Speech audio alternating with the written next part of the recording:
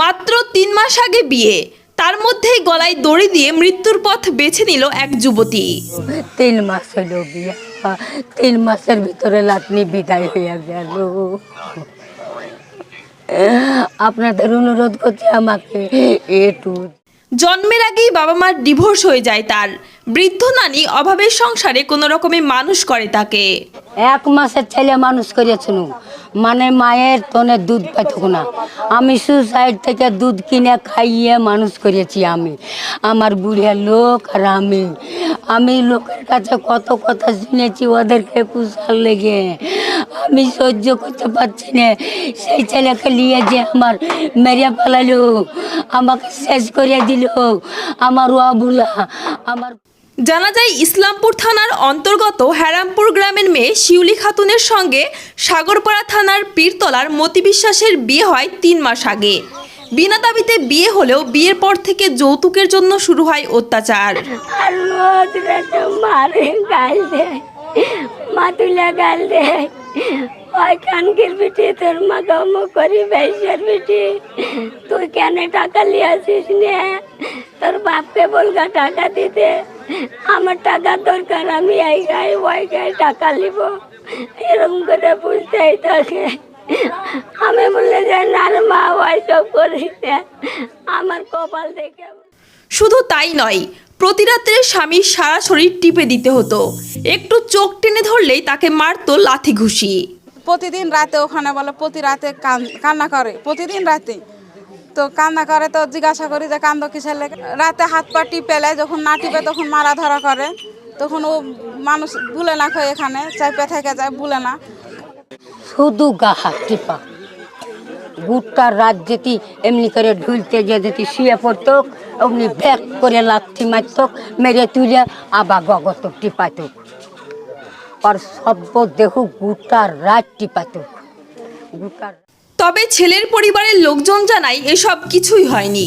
তার স্বামী মতি ঘুমিয়ে থাকা অবস্থায় গলায় দড়ি দেয় শিউলি। গরম লাগে দিয়ে ছাদের উপরে এসে থাকে, দিয়ে আধা রাতে মেয়েটা এসে গলায় দড়ি দেয়, আর ছেলে শুয়ে থাকে, দিয়ে ঘুম থেকে উঠে আসি দেখছে তো গলায় দড়ি দিয়ে ঝুলছে, আর আমরা ওই কান্দা শুনে আমরা এসে দেখছি মেয়ে ঝুলছে, আমরা সবাই এসে নামেছি। এতে কোনো ঝামেলা না, জোর নাই। শিউলির ছোট মামা আফিকুল শেখ জানায়, আমাদের মেয়ে না চললে আমাদের কাছে ফিরিয়ে দিত, কিন্তু তাকে মারলো কেন? আমার মেয়ে ভালো না, কানা হোক পচা হোক যা মন তাই হোক, ও চলবে না। ও বলতে পারে যে কি আপনার মেয়ে আমার চলবে না, তাহলে আমার মেয়ে যখন চলবে না তখন আমার মেয়ে আমার বাড়িতে ফেরত দেবে সঙ্গতভাবে। তো তা না করে ওকে পরিকল্পনাভাবে ওকে মেরে ওকে টাঙিয়ে দেওয়া হয়েছিল, দড়িতে টাঙিয়ে দিয়েছিল। আর যখন বিয়ে করার সময় আপনার ও কখনকার জন্য মানে বলেনি যে টাকা নেবো, পয়সা নেবো, হ্যাঁ নেবো, তেনা নেবো, তখন কিছু বলেনি, মানে বিয়ে দিবে না সেই ক্ষেত্রে কিছু আবেদন ছিল না। আর বিয়ে দেওয়ার পরিবর্তে তখন বলছে কি 50,000 টাকা দাও, গাড়ি দাও, সোনা দাও, বিভিন্ন রকমের ধরেন যে ওর সাথে একটা সাময়িক অত্যাচার। বিয়ের 3 মাসের মধ্যে ছোট বোনকে এভাবে হারাতে হবে ভাবেনি ভাই সমজান। সে তার বোনের স্বামীর চাহিদা পূরণ করতে চেয়েছিল। ছেলে যতটা ভালো ভাবছিলাম ততটা ভালো না, বুঝতে পেরেছেন? এবার ভালো হলে তো এরকম হতো না। না এখন যৌতুক লিবো এরকম দাবি চাপ করছে মেয়ের ওপর।